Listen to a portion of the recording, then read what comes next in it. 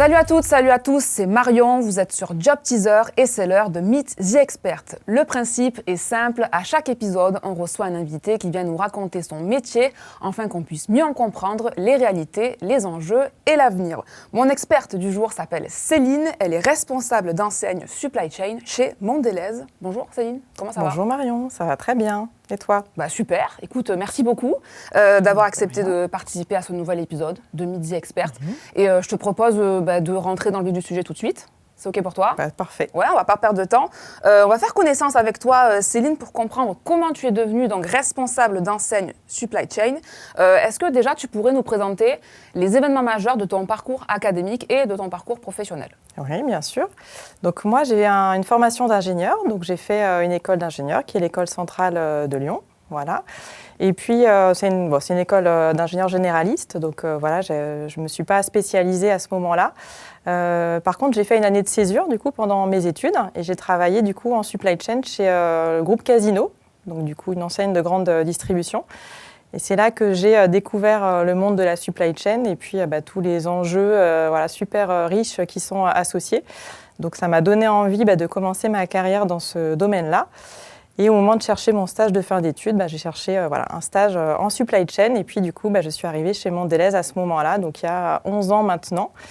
Donc j'ai commencé par un métier opérationnel, planification de production. Et puis ensuite, depuis 11 ans, j'ai évolué entre des métiers qui sont plus gestion des opérations, de la gestion de projet, et puis depuis quelques années maintenant, du management d'équipe. Et on va en rentrer dans le détail de ce que tu fais, bien entendu, aujourd'hui. Céline, moi, je voudrais savoir un petit peu ce que toi, tu as fait. Donc, études d'ingénieur généraliste, donc c'était pas... tu n'avais pas forcément au départ l'envie ou l'idée de faire de la supply chain. Donc, comment ça t'est venu ? Qu'est-ce qui t'a plu ? C'est vraiment cette expérience chez le client, chez Casino, c'est ça ? Exactement. Ouais. Après, j'avais aussi eu des conférences dans mon école d'ingénieur qui m'avaient un peu orientée. Je m'étais dit, ça m'a l'air assez passionnant, ce domaine-là. Effectivement, c'est vraiment l'expérience après, je dirais, sur le terrain, qui m'a vraiment donné envie de continuer dans le domaine de la logistique. Alors, si tu devais maintenant recommander, je dirais, le parcours peut-être académique idéal à faire si on veut faire de la logistique, ça serait quoi ? École d'ingénieur, c'est approprié ? Alors, école d'ingénieur ou école de commerce, on a les deux types de profils et les deux sont complètement possibles pour s'orienter en supply chain. Il faut surtout être, je dirais, très curieux, avoir envie d'apprendre, avoir quand même un esprit aussi d'analyse, puisqu'on est quand même sur de la logistique, sur une chaîne d'approvisionnement, donc c'est aussi comprendre les enjeux de chacun. Donc mais c'est surtout, je dirais surtout l'envie d'apprendre et la curiosité qui fait que le monde de la logistique peut nous ouvrir les portes. Petit teasing d'ailleurs sur les soft skills, donc on parlera tout à l'heure des soft skills aussi, des hard skills bien sûr qu'il faut maîtriser, on va dire, pour être dans ces métiers-là. Donc OK, maintenant on en sait un peu plus sur toi, sur ton parcours. On va maintenant focus vraiment sur ton métier, sur ce que tu fais chez Mondelez, Céline. Est-ce que tu pourrais déjà nous définir le rôle d'un responsable d'enseigne supply chain et puis donc nous dire quelles sont tes missions chez Mondelez ? Oui, tout à fait. Donc, le poste en fait de responsable d'enseigne, pour situer un peu dans la chaîne logistique, parce qu'on parle de département logistique ou de supply chain, donc on est vraiment en aval de la chaîne. Donc, si je schématise le flux un peu physique de nos produits, on a nos usines qui fabriquent les produits, qui sont ensuite acheminés vers nos entrepôts Mondelez de distribution. Et puis, ce stock sur nos entrepôts est ensuite distribué vers nos clients, donc sur les entrepôts clients. Donc, c'est à ce niveau-là, en fait, de la chaîne que moi et mes équipes, on intervient. Du coup, vraiment en aval. Donc, quand on approvisionne nos clients. Excuse-moi, je te coupe. Juste pour bien préciser, quand tu parles d'entrepôt client, c'est la grande distribution ? Entre autres, oui. Alors, on a différents canaux de distribution. On a les clients de grande distribution qu'on connaît, Casino, Carrefour, Et puis, on a aussi d'autres réseaux qui vont être des stations-service, des boulangeries, Donc, on a un peu tous les canaux de distribution. Aussi, on fait un peu d'export. Donc, moi, en l'occurrence, je travaille sur le domaine qu'on appelle retail, donc la grande distribution. Ok, et donc, je suppose que tu voulais peut-être continuer aussi, tu as un rôle de responsable aussi, notamment ? Exactement. Ouais. Donc, moi, j'ai une équipe d'une dizaine de personnes qui sont en charge d'approvisionner en fait, nos produits sur les entrepôts clients. Donc, ils vont être en charge de réceptionner les commandes clients, de s'assurer aussi qu'elles sont conformes par rapport, nous, à nos conditions de vente et puis aussi nos conditions logistiques. Et puis de s'assurer que tout se passe bien entre le moment où on a reçu la commande et le moment où elle est livrée sur l'entrepôt client. Donc ça inclut aussi des problématiques de transport, de capacité d'entreposage. Donc toutes les problématiques qui peuvent être liées à l'acheminement des produits vers les entrepôts clients. Donc ça, c'est la première mission qui, je dirais, est la mission quotidienne. Et notre objectif à tous, c'est d'assurer un très bon taux de service pour nos clients. Et puis en parallèle de ça, nos équipes ont aussi des missions de gestion en fait, de notre portefeuille de produits. Parce qu'on a un portefeuille de produits, et d'ailleurs, j'en ai pas forcément parlé, mais c'est bien peut-être de citer quelques marques de l'entreprise, parce que c'est vrai que c'est des produits qui parlent du coup aux gens. Donc, entre autres, en fait, on fait beaucoup de biscuits et de chocolat. Moi, ça me parle beaucoup, tout ça. Voilà, donc le biscuit, les marques Lu, Oreo notamment, et puis sur le chocolat, Milka, Côte d'Or. Donc, comme ça, tout le monde a les images des produits en tête. Et puis, du coup, c'est un portefeuille produit qui vit. On lance des innovations régulièrement. On fait de la promotion. C'est un portefeuille qui est vivant. Et du coup, ça nécessite aussi pas mal de coordination en interne chez Mondelez. Et notamment, du coup, en logistique, en fait, pour gérer ces mouvements un petit peu dans notre portefeuille produit. Donc, c'est aussi une des missions, en fait, de nos équipes, de gérer ça avec nos équipes en interne, nos équipes commerciales et puis nos clients. On ne travaille pas, entre guillemets, tout seul dans son coin. Il y a une Exactement. Il y a une collaboration. Oui, tout à fait. C'est aussi un des aspects qui est intéressant dans le métier du service client, c'est la transversalité. Parce qu'on travaille à la fois beaucoup avec les commerciaux, qui, eux, vont vendre nos produits aux clients, et puis aussi avec le reste de la chaîne logistique, donc les prévisions des ventes, les équipes qui approvisionnent des usines vers nos entrepôts.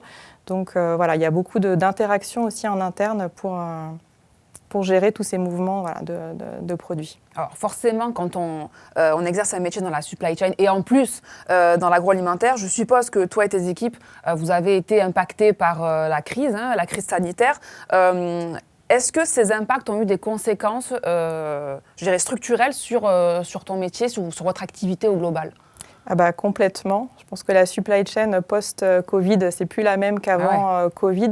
Alors, ça a accéléré certains processus, notamment sur la partie e-commerce. Enfin, on voit que les consommateurs, ils ont changé leur façon de consommer. Alors, ils ont changé la façon dont ils achètent, mais ils ont aussi changé leurs habitudes de consommation.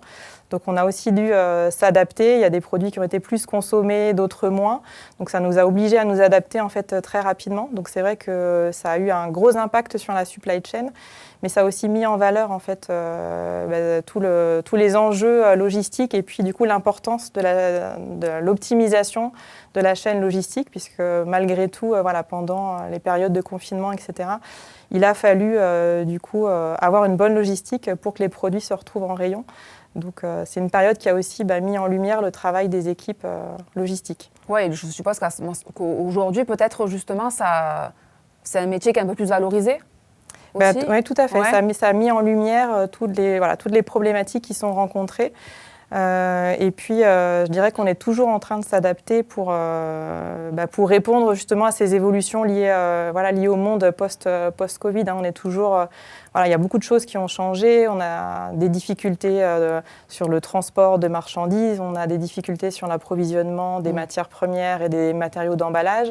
Donc, on est encore dans l'adaptation permanente. Et du coup, c'est clé en fait pour nous assurer que les produits arrivent chez mais du chez coup, nos consommateurs. Ces difficultés, ça veut pas dire pénurie d'emploi. Au contraire, ça veut dire qu'on a besoin aussi de personnes. Tout à fait.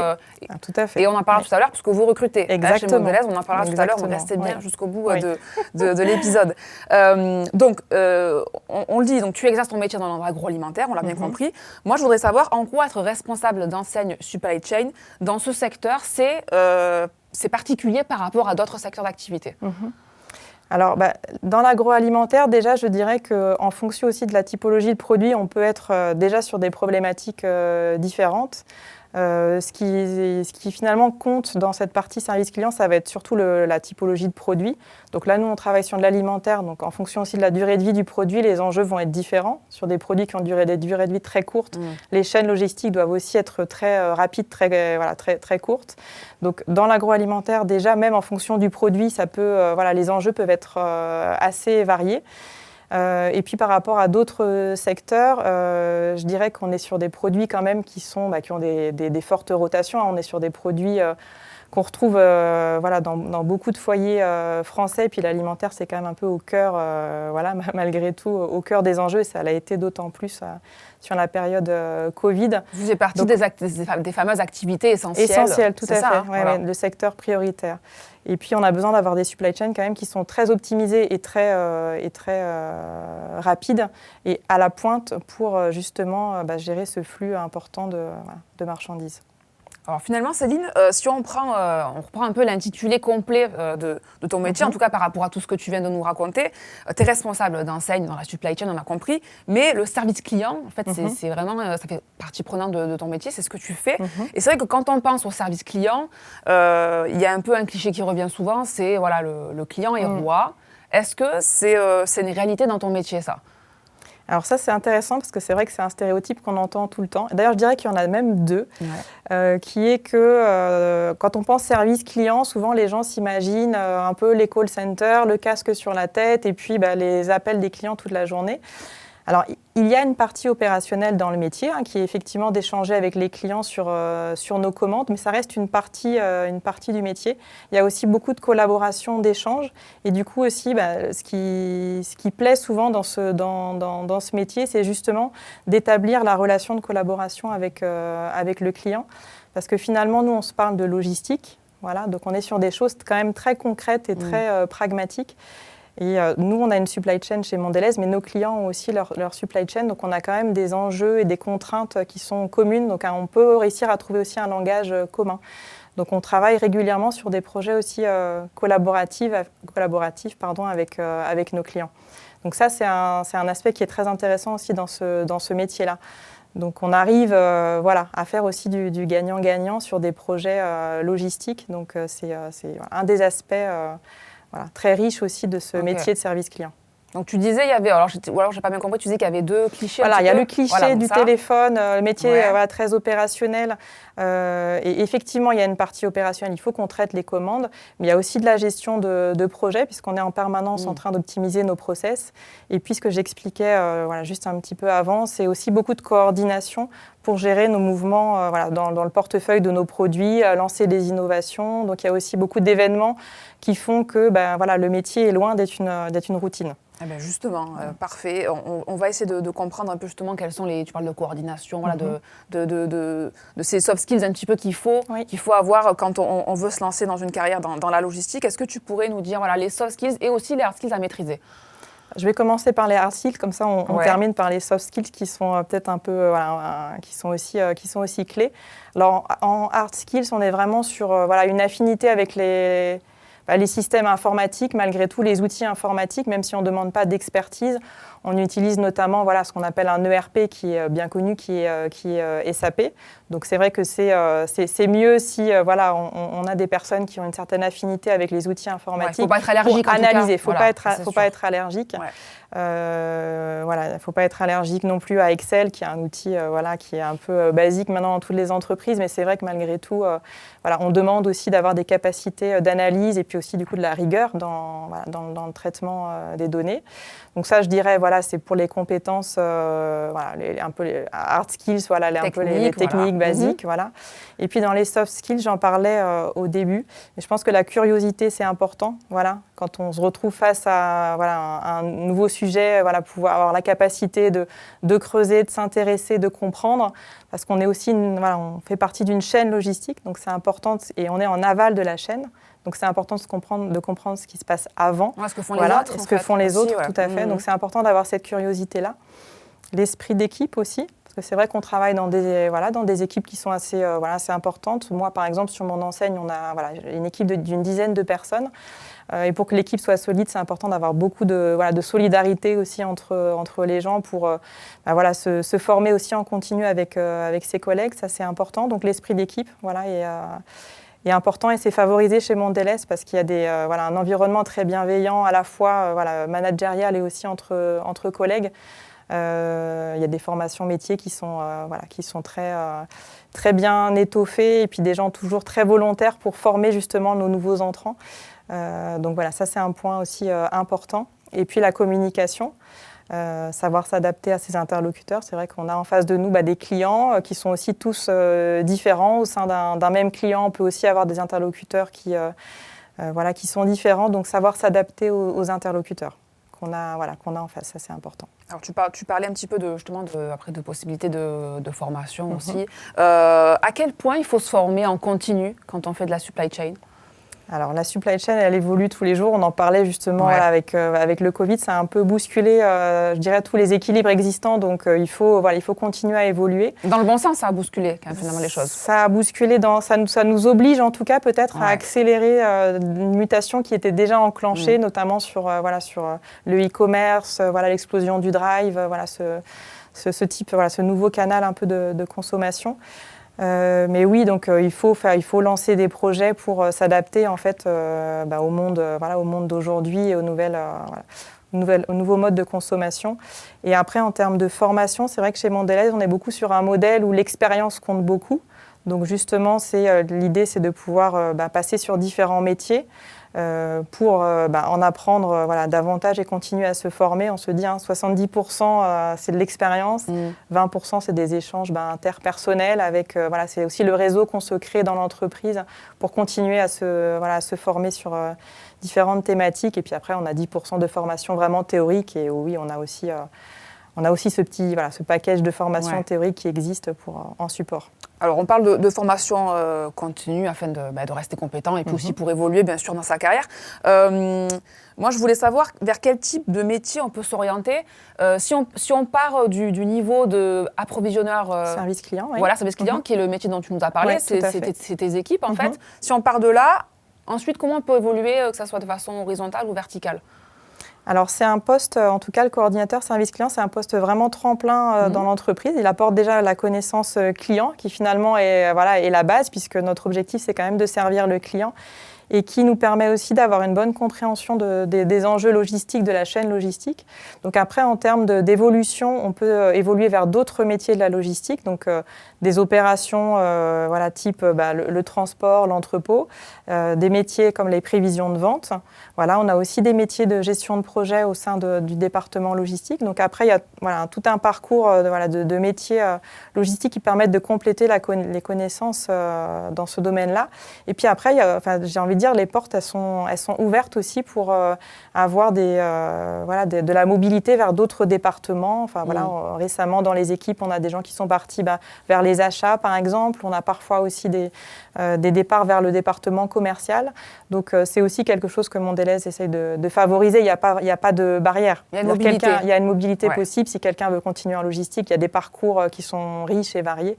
Mais il y a aussi des possibilités dans d'autres départements. En tout cas, on peut clairement se plaire à Mondelez. Toi, ça fait quoi, plus de 10 ans, c'est ça ? Ça fait plus de 10 ans et effectivement, je m'y plais beaucoup parce qu'en fait, je ne me suis jamais ennuyée. J'ai toujours continué à apprendre avec différentes fonctions, des nouveaux projets qui arrivent, l'entreprise qui bouge. Donc, c'est surtout ça qui est assez génial dans cette entreprise, c'est que on apprend. On apprend tous les jours, peu importe son ancienneté dans l'entreprise.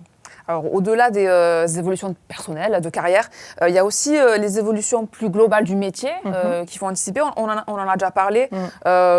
Quelles sont, selon toi, les mutations actuelles et les défis à venir sur les métiers de la supply chain ? Alors, le défi qui va être assez court terme, c'est de faire face aux impacts en fait, de la crise Covid. D'accord. Donc, j'en parlais un peu tout à l'heure, les difficultés dans le monde du transport, sur les matériaux d'emballage. Donc, c'est déjà comment est-ce qu'on s'adapte, qu'est-ce qu'on peut mettre en place du coup dans ce nouveau modèle qui va du coup quand même perdurer. Donc, ça, c'est le premier. Tu penses que ça va perdurer un moment du coup ? Oui. Ouais. Oui. D'accord. C'est parti pour rester un petit bout de temps, donc il faut qu'on s'adapte. Et puis en parallèle de ça, c'est déjà des sujets qui étaient en cours, mais le développement du e-commerce nous oblige aussi, et du coup ça s'est vraiment accéléré pendant la crise Covid. Donc il faut aussi qu'on puisse, que les supply chains s'adaptent du coup à cette expansion du e-commerce. Donc c'est aussi un des enjeux pour les années à venir. Bon, écoute, super, merci beaucoup Céline. On est encore ensemble quelques instants, il y a encore des petites informations que tu vas nous donner. J'aimerais avoir un conseil. Déjà un conseil de ta part pour celles et ceux qui voudraient se lancer dans une carrière de logistique. Qu'est-ce que tu leur dirais ? Je leur dirais de ne pas hésiter déjà, parce qu'il y a de quoi faire. Voilà, il y a vraiment de quoi faire et de quoi apprendre. Et donc si vous avez un peu d'affinité pour la logistique, il faut pas hésiter, parce qu'il y en a un peu pour tous les goûts et toutes les couleurs en termes de problématiques, d'enjeux. Et puis il faut dire que chez Mondelez, les équipes aussi sont particulièrement bienveillantes, et puis du coup ont vraiment à cœur aussi de former les nouveaux entrants. Donc ça, c'est aussi quelque chose qui est très apprécié par ceux qui arrivent, et qui fait aussi que les gens restent. Justement, ceux qui arrivent ou ceux qui vont arriver plutôt, on va en parler, Céline, pour terminer, puisque je crois que vous recrutez en ce moment, c'est ça ? Tout à fait. Alors on recrute, j'ai envie de dire, de façon régulière, sur des contrats CDD, CDI au service client. Et puis en parallèle de ça, et je pense que c'est important d'en parler, on a aussi des stagiaires avec nous sur 2 périodes dans l'année, le premier semestre et le deuxième semestre. Donc en fait, on a 2 campagnes de recrutement de stagiaires dans l'année. Donc on en a une qui débute en septembre pour des stages qui arrivent ensuite en janvier, de 6 mois. Donc plutôt stage de fin d'études. Et puis ensuite, on a une deuxième campagne de recrutement qui débute en janvier pour des stages qui démarrent ensuite en juillet. Et pour nous, c'est très important en fait ces campagnes de recrutement, parce que du coup, nos stagiaires, c'est aussi le futur de l'entreprise. Donc on confie vraiment aux stagiaires des missions qui sont responsabilisantes, qui leur permettent d'apprendre. Ils sont complètement intégrés aussi à nos équipes. Et l'idée, c'est vraiment de pouvoir leur offrir aussi après des possibilités de rester dans l'entreprise sur un métier du service client ou sur un autre métier, si opportunité il y a à l'issue du stage, quoi. Donc ça veut dire qu'il y a une vraie volonté de la part de Mondelez de se dire on va chercher les stagiaires pour en faire des futurs collaborateurs. Exactement, c'est tout à fait l'idée. Tout à fait l'idée. Céline, merci beaucoup encore une fois d'avoir partagé. Merci à toi, Marion. Je t'en prie, tes conseils, ton expérience. Tu as passé un bon moment, ça va ? Très bien. Bon, super. J'étais ravie également d'animer cette émission aujourd'hui, et j'espère qu'on aura réussi à éclairer le chemin des jeunes talents qui nous auront suivis. Quant à moi, je vous retrouve très vite pour de nouveaux épisodes Midi Expert sur Job Teaser. À bientôt.